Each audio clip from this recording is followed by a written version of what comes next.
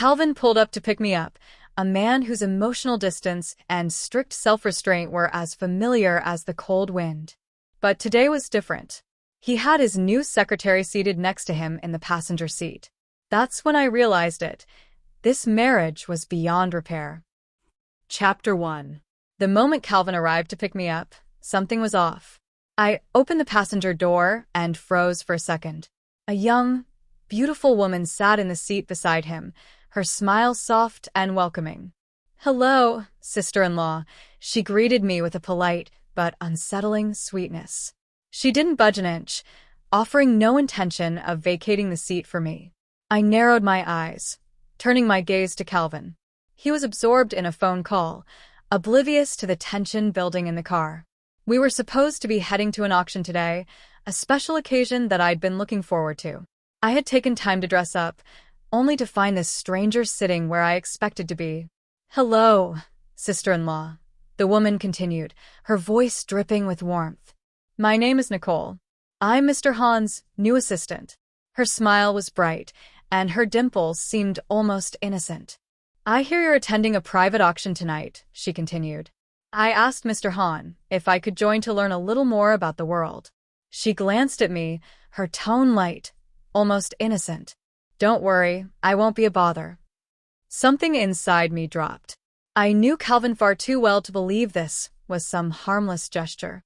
He had always been distant, cold, and controlled.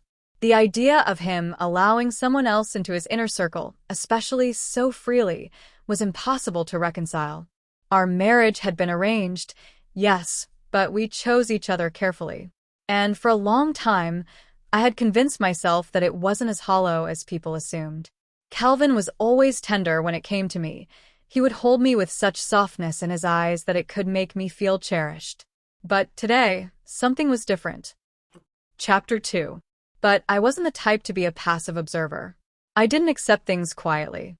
"I want you out," I said, my voice icy, showing no sign of mercy. The girl blinked, clearly taken aback. It was clear she hadn't expected such an aggressive confrontation from me, especially not on our first meeting. My tone must have been too harsh, because Nicole hesitated, then reluctantly slid into the back seat. Calvin, still finishing his call, finally glanced over, noticing my irritation. He gave me a look that said everything, helpless and somewhat indulgent. Without a word, he reached over and fastened my seatbelt, but I quickly adjusted the seat myself, a surge of irritation clouding my mind. Why would anyone think they could move my seat? It was infuriating. The air in the car grew thick, the tension palpable. Nicole didn't dare speak. Calvin noticed, his expression softening just a touch. "If you're not in the mood, we can just head home," he suggested calmly. But all I could see in the rearview mirror was Nicole, quietly wiping away her tears. "Nicole, right?" I said sharply, cutting through the silence. "I'm not going anywhere. You can take a cab home. Calvin and I are going back." The girl's face drained of color. She looked at Calvin, hoping for support, but he said nothing, leaving her to face the consequences of her own actions. With a pained look, Nicole exited the car. Chapter 3. Calvin never embarrassed me in front of others. He knew how to keep his emotions in check, and that was one of the unspoken rules between us. That was why, when he suggested we return home instead of continuing our evening, it felt strangely comforting. Like he knew there was something that needed to be resolved between us, but not in public. "She's just a new graduate," Calvin muttered, wrapping his arms around me for the first time in a while. "Why make a big deal of her?" I let out a bitter laugh. "What?" "In all these years, this is the first time you've let another woman sit in your passenger seat, Calvin." The words spilled out before I could stop them. He didn't understand. Not really. He didn't realize that it wasn't about Nicole herself, but what her presence meant, how it shattered the careful balance we had. "Everyone knows how perfect you are," I said, my voice thick with frustration. "There are countless women who would want you, but you've always been so untouchable." He smiled faintly and ran his fingers through my hair. "Who would have thought I'd actually make you jealous?" He leaned in and kissed me gently, brushing his nose against my cheek. She's nothing more than my assistant, he murmured, his voice low and reassuring. Nothing will ever happen between us, I swear. Chapter 4. As much as I wanted to deny it, my intuition never failed me. Even though I'd only met Nicole once, something about her nagged at me. Her sweetness felt forced, and her every movement was carefully calculated. And then, the day after our encounter, it happened. Nicole was wearing the crescent diamond necklace that was meant for me at the auction.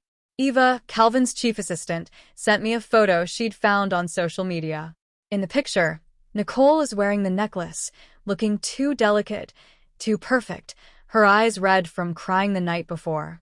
The caption below the photo read, "The chairman said that a girl should stay strong, even when she's wronged.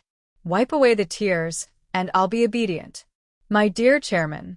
The words made my blood run cold. I couldn't help the anger that surged inside me, even though I tried to keep calm. It was unbearable, like seeing a stain on something precious. I knew exactly what I had to do. I called Laura at Hermes, and she was eager to help. "Don't worry, Mrs. Hahn. We'll make sure you get everything you deserve." By the end of the day, all 46 of Hahn Group's assistants, except for Nicole, had received an extravagant gift, a Hermes necklace worth 120,000 yuan. Eva made sure the staff posted their thanks on social media, sharing photos of the gifts with captions, "Every girl deserves the best." They were all too eager to comply. The message was clear. Some of the more clever ones added a cheeky line to their social media posts. The chairman's wife really knows how to play the game. While the assistant's influence within the company might not have been significant, their ability to spread word across departments was something to be reckoned with. Within 30 minutes, the entire company knew the chairman's wife had generously gifted everyone Hermes necklaces. As for the reason, well, that was already a subject of lively discussion in every gossip group. Nicole's face drained of color, her pride clearly wounded. Her eyes, red and swollen, betrayed the tears she had fought to keep hidden. She rushed to the restroom, quickly removing the diamond necklace. Two colleagues, freshening up their makeup, exchanged amused glances and chuckled in an exaggerated, almost mocking way. Nicole, humiliated, hurried out of the restroom, the laughter behind her growing louder. Her cheeks burned with embarrassment. With shaking hands, she placed the necklace back in its box and returned it to Calvin, just as it had been. Chapter 5. Calvin had just finished a video call with his business partner when he saw her, Nicole, tear-streaked and holding the necklace box. "What's wrong?" he asked, brow furrowed with confusion. Nicole, voice trembling, couldn't stop herself from crying. "Mr. Hahn, please take this necklace back. I'm too afraid to keep it." A flicker of annoyance passed through Calvin's eyes, but he didn't speak immediately. Instead, he observed her closely, not pushing her for answers, but waiting for her to explain. Nicole bit her lip, struggling to collect herself. After what felt like an eternity, she finally spoke, soft and apologetic. "I'm sorry, Mr. Hahn. I just posted on social media to motivate myself. I didn't realize Mrs. Hahn would find out. I didn't think she would be so upset." Her voice was a pitiful whisper, the image of a small, helpless animal caught in a trap. "I want to apologize to her," she added, her words barely audible. "I can explain everything to her face to face." Calvin, who rarely bothered with social media, was aware that rumors were always swirling in the company. His expression turned colder, the unspoken tension in the room thickening. "I understand," he said, his voice deep and calm. Chapter 6. That evening, Calvin brought Nicole home, the girl clinging nervously behind him. "I brought Nicole here so she could apologize in person," Calvin explained with a resigned sigh. I stirred the silver spoon in my bowl of bird's nest soup, my gaze unwavering. Nicole, trembling, bowed low to me. "I'm sorry, sister-in-law," she said, her voice quiet and vulnerable. "I've never received such an expensive gift before. I got carried away with excitement. If I upset you, I'll do anything to make it right." I raised an eyebrow, watching her intently. Her eyes flicked nervously to Calvin, seeking some form of courage from him. I couldn't help but find her attempts rather amusing. I'm not your teacher nor your boss, I replied coolly. So, I don't have time to teach you how to behave. I leaned back slightly. But I am Calvin's wife. And if anyone dares to get too close to him, I won't hesitate to put a stop to it. Nicole's face flushed deep red, humiliation written all over her features. She had never encountered anyone as direct as me, and the sight of her discomfort only made it clearer how fragile she really was. Calvin spoke up, trying to soften the tension. Mary, Nicole is here to apologize. She didn't mean to cause any trouble. He understood me well enough, even if he didn't completely agree with my methods. He wanted to smooth things over, hoping I'd let the matter go. But he knew I wouldn't easily forget. We're all adults, he continued, his voice calm. A single look can say more than words. I considered his words, then sighed. I had no intention of holding a grudge over something that wasn't a clear betrayal. Calvin hadn't crossed that line. But I was making one thing clear. There would be no second chances, not with anyone. Chapter 7. You didn't have to go so far with her, Calvin said later that night, his voice soft but firm. He sat at the bar, pouring himself a glass of water, his gaze never leaving me as I combed through my hair in the mirror. You knew I liked that necklace. Yet you gave it to another woman. Is it any wonder I was upset? I watched him carefully, feeling the weight of the words between us. There was a quiet fear that gnawed at me. If I couldn't trust him with something as simple as a necklace, how could I trust him with everything else? Calvin remained calm, setting his glass down as he turned to face me. She cried the whole night because of your misunderstanding, he said, a slight edge to his voice. In the morning, I gave her the necklace as an apology. There was nothing more to it. I studied him for a long moment, his reasoning flawless, his logic tight. Still, something in me twisted. 2 million was small change for us, but the principle of it, the careless way it had been given, was what stung. He continued, tapping his fingers against the marble countertop, waiting for me to digest it all. This is the first time something like this has come between us, he said, his voice steady.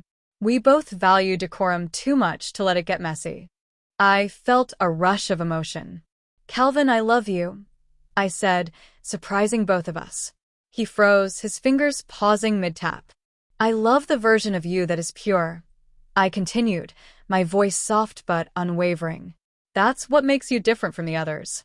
You've always kept women at a distance because you value the integrity of our marriage. I wasn't that person before, but I am now. Your values have shaped me. I looked him in the eye. I hope our marriage doesn't lose its way. Calvin sighed, his shoulders heavy with the weight of it all.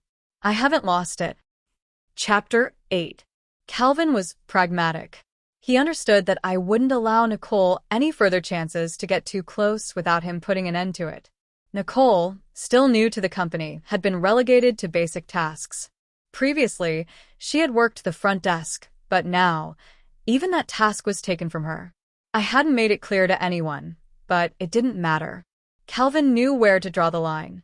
I trusted him completely. Within weeks, Nicole began to crack under the pressure of being sidelined. Her work began to falter, and she lost a significant amount of weight from the stress. The turning point came after meeting. Nicole, dressed in a business suit, was kneeling on the floor of a small conference room, scraping gum off the carpet with a blade. Calvin had returned early and witnessed the scene. Nicole scrambled to stand, panic in her eyes, but Calvin's gaze remained sharp and cold. The silent observation from Calvin shattered Nicole's composure. Mr. Hahn. She couldn't hold it in any longer. Tears welled up and began to pour down her face uncontrollably. There was no act, no pretense. This was real. For Nicole, Calvin had always been the unattainable idol, someone she admired from afar. But now, pushed to the edge, she was on the verge of giving up. Seeing herself exposed in front of him, vulnerable and defeated, Nicole felt the urge to escape, to run far away. In just a few weeks, the once bright and cheerful girl had transformed into someone unrecognizable, fragile and broken. This was the first time Calvin lost his temper. When he stormed into the house, he smashed the glass of water in his hand onto the floor. Water splashed everywhere. Why won't you leave her alone? he demanded, his voice raw with anger. "Mary, I respect and love you, but I can't stand by and watch you hurt someone weaker just for your own satisfaction." I remembered the pain Calvin had carried with him from his past, the memory of his younger sister, who had taken her own life after suffering from bullying. That scar had never healed, and it had fueled his hatred for injustice. "Don't make me see you use these methods again, or I won't stay silent," he said, his eyes hard with resolve. I stood there, stunned, staring at him as he, for the first time since our marriage, lashed out at me. Not for something I had done, but for something I hadn't. The weight of his anger, the unbearable feeling of being misunderstood, was like shattered glass, like spilled water that couldn't be cleaned up. Calvin's response was swift. He promoted Nicole to his personal assistant, a bold move that left everyone in shock. At the same time, Eva, his trusted executive assistant for 7 years, was fired. "You need to understand who you're truly working for," Calvin said, throwing a schedule in front of Eva. Eva stood frozen, her pride crumbling. "I'm working for you, Mr. Hahn." Calvin's eyes narrowed. "Is that so? Your professional ethics didn't seem to stop you from bullying others." Eva couldn't answer, the guilt obvious on her face. She had tried to make things difficult for Nicole, and Calvin saw through it all. "With no moral compass, using your position to oppress others, you have no right to continue as my executive assistant," Calvin said, his voice final. Eva left the office in defeat, her colleagues watching with silent concern. "Eva, are you really leaving?" one of them asked, her voice full of uncertainty. Eva wiped her eyes quickly. "Yes, I'm leaving. Goodbye, everyone." A cold war began between Calvin and me. He checked into a hotel, and Nicole, now his personal assistant, came to collect his things. When Calvin wanted someone to feel his wrath, he could be more ruthless than anyone else. The housekeeper had already packed Calvin's essentials, and Nicole, perhaps still intimidated by me, took the suitcase and left without protest. Before she left, she cautiously said, "Ma'am, Mr. Hahn asked me to add you as a friend. If you need anything, feel free to contact me." Nicole's new role meant she had taken over Eva's duties entirely. "There's nothing to discuss," I replied coldly. "Tell him to stay as far away from me as possible." Nicole, her confusion apparent, didn't understand my defiance. Despite Calvin staying at the hotel, there was a glint of triumph in her eyes. The housekeeper, who had been with the family for years, kindly advised me, "Ma'am, why don't you just give in a little? Go apologize to the master. Things never used to be this tense between you two." The housekeeper had seen it all over the years, and her concern was genuine. But I wasn't about to bend. "Is he waiting for me to apologize?" I asked, incredulous. The thought seemed absurd. Why should I apologize? Calvin never returned home. Meanwhile, Nicole's social media exploded with updates. Her posts were all about Calvin's movements, his schedule, the events he attended, photos with high-profile individuals, and glimpses of luxurious locales. It was clear, Nicole was making a name for herself, using her proximity to Calvin to showcase her new life. Her posts racked up hundreds of likes. Some followers even suggested she start a vlog about the daily life of the elite. Several mutual friends sent me screenshots, questioning what was going on. "Want to know where Mr. Hahn is? Just follow his secretary," they joked. I didn't bother responding to their messages. Instead, I sent a simple thank you emoji. While Nicole was posting away, I was dealing with the intricate and time-consuming task of asset division. Our marriage, entangled with the affairs of two massive conglomerates, required a level of precision that demanded my full attention. The properties, investments, stocks, and assets, some of which were foreign, needed to be sorted, and it was taking every ounce of my focus. One day, I received a call from Calvin, who had just returned from a business trip. "Mom wants us to come over for dinner," he said, as if nothing had changed. We acted like everything was normal. The driver picked up Calvin from the airport, then came to collect me. We headed to the GU residence together. Calvin and Nicole sat in the back, leaving the front seat open for me. Nicole's expression, a mix of pride and satisfaction, was hard to miss. I found the situation almost laughable, but I didn't push my boundaries this time. I took the front seat without a word. Calvin's expression was stiff, the tension in the air suffocating. "Sister-in-law," Nicole began, trying to be friendly. "We just got back from Manhattan today. The old lady wanted to see Mr. Hahn, so I brought some gifts and thought I'd accompany him." Her words flowed easily, but now there was a polished edge to her demeanor. Time spent with Calvin had clearly refined her. I didn't respond, simply closing my eyes to rest. Nicole, sensing that she wasn't getting the attention she wanted, fell silent. Calvin remained just as tight-lipped, and the rest of the drive was filled with an uncomfortable quiet. When we arrived at Han's mother's house, she was a little surprised by Nicole's sudden appearance. Nicole, with practiced grace, greeted Han's mother and quickly won her over with compliments. Before long, she had the older woman laughing heartily. At dinner, Nicole entertained everyone with amusing stories about Calvin at work, seemingly eager to fit into his world entirely. Han's mother smiled with approval. Then she turned her attention to Calvin's personal life, her curiosity piqued. Nicole, ever the adept conversationalist, smoothly took over the discussion. The atmosphere at the dinner table grew increasingly tense. Nicole, her dimples still flashing a bright smile, suddenly realized she had overstepped her bounds. She had become aware of the tension in the air but remained blissfully unaware of how much she was irritating everyone. Daily matters, especially those concerning family, were meant to be my domain, not hers. Han's mother, however, wasn't oblivious to the dynamics at play. Calvin remained silent, his lips pressed together, lost in his thoughts. I took a small, elegant sip of water and dabbed my mouth with a napkin, making my move. "Mom, I'm pregnant," I said, my voice steady. The news hit like a thunderclap. Han's mother's eyes lit up, her excitement palpable. "Oh, really, Mary? That's wonderful," she exclaimed.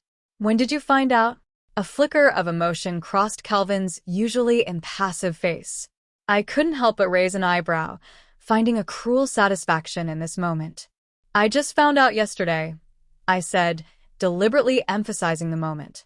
"The doctor confirmed it's been 3 weeks."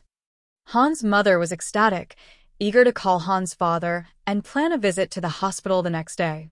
Nicole, however, looked caught off guard, her innocent almond eyes wide. "Sister-in-law, are you sure about the timing?" she asked, a sharpness hidden beneath her sweet tone. "Mr. Hahn and I have been abroad for the past 2 months." The words fell like ice in the room. Han's mother's expression froze. "There's no mistake," I said calmly. "I went to see Professor Fong, the renowned obstetrician, and she confirmed it's been 3 weeks. I paused, deliberately stressing the 3 weeks, to underline the undeniable truth. Calvin, pale now, knew all too well that he hadn't been home during that period. The warmth on his face vanished instantly, replaced by a chilling silence. "Mary," Calvin spoke, the storm within him brewing but held back, his tones strained. My smile grew more triumphant. "Congratulations, Calvin. I'm going to be a mother." "Don't joke about this," he snapped coldly. I didn't flinch. Instead, I placed the pregnancy report on the table in front of him. "Unfortunately," I said with mock sympathy, "this isn't a joke. While you were off on a honeymoon with your lover, I was lonely. So, I had a little fun with some old flames." The words cut through the silence. "Now, I'm not even sure who the father is," I continued, letting the sting linger. "But if you don't mind, I can let the child call you Dad. But he'll take my last name, not yours." With each word, Calvin's expression grew colder, his anger intensifying. "That's enough," he finally growled, his patience wearing thin. But I didn't stop. "Calvin, how does it feel to be cheated on?" Chapter 14. Calvin never anticipated I would boldly declare that I was pregnant with another man's child and then openly confront him about it. "I've never cheated on you," he said, his fists clenching tightly, his face reddening with anger. His voice was tight with emotion. "We were just working together. Nothing ever happened between us. I haven't been unfaithful." I glanced at my belly, no longer interested in his lame excuses. Your secretary flaunts your daily life with you on social media. Haven't you seen it, Calvin? I shot back. Even our friends noticed. They warned me. Doesn't that count as crossing the line? I leaned in closer. If you can take her out to gaze at the stars, then I can discuss poetry and philosophy with other men. Calvin was furious now, his anger nearly tangible, but I didn't care. Calvin, I said softly, almost regretfully, I didn't even have time to bring another man home to Han Garden. But after today, it's clear you've outdone me. Calvin, still struggling to make sense of it all, tried to explain. Nicole and I are innocent. We've never crossed that line. Our relationship is strictly professional. But it was too late. He was too far gone. Nicole, ever the opportunist, tried to defend herself. Sister-in-law, Mr. Han and I are completely innocent. We've spoken a few times over the phone for work-related matters. This is all just work for me. She sat next to Calvin, her posture confident, but the words rang hollow. Is that so? I asked, my voice sharp. On the way here, you sat next to Calvin while the chairman's wife sat in the front seat. Was that part of your thoroughness, too? Nicole was stunned into silence, her hypocrisy laid bare. I didn't let Calvin off the hook either. Calvin, is this the assistant you've been grooming for the past 2 months? Eva has been with you longer. Has she ever sat next to you? She's more thorough than Nicole. Have I ever once targeted her? Calvin's breathing grew rapid, his face flushed with fury. Let's get a divorce, Calvin, I said, my words final. Chapter 15. Calvin, now desperate, dragged me back home, leaving Nicole behind at the Han estate. This was the first time he'd returned home since the Cold War had begun between us. The house, once shared with him, now felt completely foreign. I had already begun to clear it out. Housekeepers were dismissed, and everything was different. Calvin stopped in his tracks, shock written across his face, as he took in the emptiness of the place. He finally realized my mention of divorce hadn't been a spur-of-the-moment decision. It had been carefully planned. His eyes reddened, disbelief and guilt filling them as he pulled me into his arms. Mary, I didn't cheat, he pleaded, his voice low, almost broken. I stared at him coldly, unfazed by his desperation. You can get rid of the baby, he suggested, his voice barely above a whisper, and we can start over. I couldn't help but laugh. That's my child, I said sharply. Why should I get rid of it? My calmness was a sharp contrast to his agitation. I didn't do anything wrong, he muttered, more to himself than to me. You know that. I broke free from his grip. Yes, I know. You're still clean. But what's the point? You had Nicole come to our home to pick up your suitcase, knowing it would hurt me. You took her to every event, knowing I'd be humiliated. You allowed her to provoke me. I let the words sink in. And now you want me to reconcile? It's too late. You despise me for bullying the weak, I said, the words sharp, my gaze unflinching. But Calvin, didn't you see how that so-called weakling repeatedly provoked me? Tears streamed down my face as the weight of everything hit me. How had it come to this? How had my marriage turned so fragile, so easily broken? You knew she had feelings for you, didn't you? I continued, my voice cracking as the bitterness rose. I warned you, Calvin. Willful ignorance is far more dangerous than simple ignorance. Calvin stood there, his body trembling, his face pale. His voice barely escaped a whisper. I'm sorry, Mary, he said, his words soaked in regret. She reminded me of Sofia, and I was afraid you'd turn into one of those monsters. Sofia Han. The name lingered in the air. She, too, had dimples like Nicole's. I just didn't want to see her cry, Calvin added, his remorse palpable. But the emptiness inside me remained.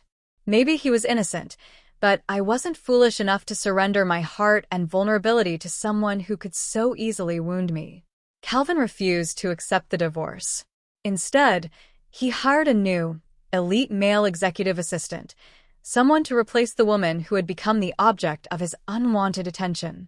One night, he drowned his frustration in the wine cellar, so drunk that I had to summon all my strength just to help him to the couch. He was compliant, subdued.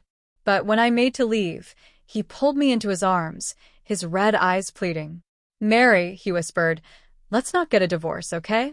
If you want this child, then have him. As for Nicole, the company has its own rules. I couldn't just fire her without cause." His words, while an attempt at reason, only seemed to drive the chasm between us deeper. The subtle distancing he'd put in place for Nicole was all too obvious. Nicole, once the pride of the office, had fallen from grace. The facade of her youthful confidence had shattered. Now, even her makeup couldn't cover the exhaustion that lined her face. When she came to see me, she looked different. Gone was the brash energy she had once worn so confidently. "I saw you on my first day at the company," she began, the bitterness in her voice like poison. "I brought you tea, stood by your side, waiting for instructions. You and Mr. Hahn were discussing wedding gifts, and not once did you look at me." Her words dripped with mockery. For someone like Mr. Hahn, if it weren't for work, I'd never have had the chance to even meet him. "And you?" "You just got lucky, born into a good family, and married him." She paused, smirking. "At the auction, I told Mr. Hahn that it was impolite for the boss to sit in the front while the employee sat in the back. I said I'd switch once I saw you." Mr. Hahn didn't object. The girl's pride over her conquest was almost laughable. I ordered coffee and dessert, just as I had for myself, my aloofness stinging her even more. Her eyes were red with anger, hatred boiling beneath the surface. "Someone like you," she spat. "A spoiled rich kid. What right do you have to look down on me? You don't deserve Mr. Hahn's love." "Is that so?" I asked, my tone cold. "Did you manage to get it?" Her facade faltered. Her anger flared, but her face struggled to keep calm. "Isn't it because I threatened you?" I said, stirring my coffee slowly, savoring the moment. "Otherwise, why would you be so upset? Why would you want a divorce?" She choked on her words, her emotions teetering on the edge of collapse. "You're a bad-tempered, jobless old woman, pregnant with another man's bastard. Do you think Mr. Hahn will still want you?" The slap was instantaneous, my hand striking her across the face. "First of all," I said, my voice cutting through the silence, "no matter how old I am, I'm still 2 years younger than your precious Mr. Hahn. Secondly, who do you think you are, calling my child a bastard? And lastly, I've been wanting to slap you for a long time, you fool." By the time I was 4 months pregnant, the Hahn family knew there was no going back. Under immense pressure from the corporation, Calvin reluctantly agreed to a peaceful divorce. The holdings between our families were substantial, and the strategic cooperation we'd once agreed on was beneficial for both parties. Our parents saw no reason to interfere. The division of premarital assets was straightforward. Neither side had any objections. As for the post-marriage joint finances, I meticulously organized everything. Calvin signed the papers without protest, his demeanor cold, as though his fall from grace had been inevitable. His eyes held a quiet sadness, a man who had once stood high and now seemed to have lost everything. We divorced with dignity, and the final goodbye was just that, final. Chapter 18. When the baby was born, he took my last name. "Bye," I whispered, more to myself than to anyone else. Outsiders thought he was premature, but in truth, he had excellent genes. My mother kept asking who the father was, but I never told her. The one-night stand I had made up was just a story, one they didn't need to know the truth behind. Since he was a boy, my parents stopped pressuring me to remarry. They decided to raise him as their heir while they were still young. As he grew, his features began to resemble his father more and more. I had spent the last few years living freely, indulging myself. I had a few young, handsome boyfriends, but nothing serious. I'd heard from Eva occasionally, and she'd filled me in on the gossip. Nicole didn't last 6 months in her job. She left of her own accord, and no major company would hire her afterward. Calvin, meanwhile, had become increasingly isolated, his work the only thing that kept him going. Every year, after the shareholders' meeting, my father insisted I return to the country to represent him. I knew exactly what my parents were thinking, and it amused me. But I didn't bother to call them out on it. After the meeting, Calvin would pull me into his car, claiming we were on our way to visit my parents for the new year. Oscar, my son, adored Calvin. Someone had secretly told him Calvin was his father, and now whenever he saw him, he would wiggle and cry out, "Dad, pick me up." Calvin adored him in return and never refused. As Oscar's features became more distinct, it was impossible for Calvin not to recognize him. During the new year, I stayed in the country to be with my family. Calvin, despite his work, would cancel everything just to spend time with us. He wanted to ask if we should remarry. I refused. Marriage should be perfect or not at all. Otherwise, you're just inviting misery. But Oscar, whenever he saw Calvin, would always beam. He insisted on sitting between us, calling out Mom on one side and Dad on the other, laughing like a fool. I tapped the back of his head, telling him not to call out so randomly, but Calvin's eyes reddened. He seemed lost, unsure of what to do. He had 1,000 apologies he wanted to give, but I didn't need them anymore.